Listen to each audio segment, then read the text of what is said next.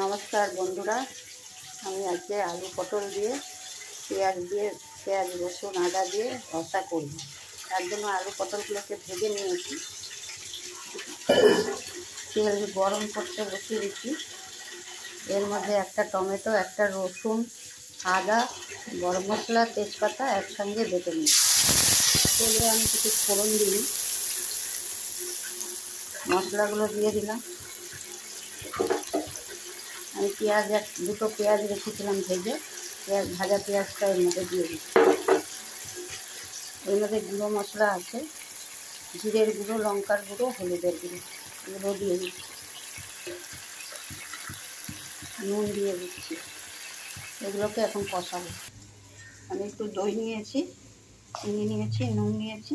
আমি এগুলো ফেটিয়ে মশলাটা কষানো হয়ে গেছে এর মধ্যে দিয়ে দিচ্ছি। এর মধ্যে আমি তেলটা চিনি দিয়ে নুন দিয়ে ফেটিয়ে দিয়ে দিয়েছি। এর মধ্যে আমি আলু পটলটা দিয়ে দিচ্ছি।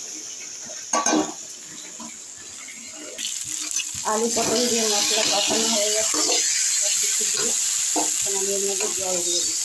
বেশি জল দেবো না, এটা কষাই থাকবে।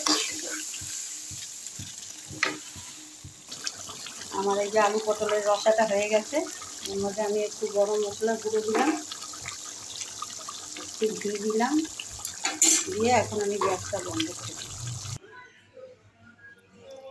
পেঁয়াজ রসুন দিয়ে আলু পটলের রসা এমনি করে বানিয়ে খাবেন, দেখবেন খুব টেস্ট লাগে।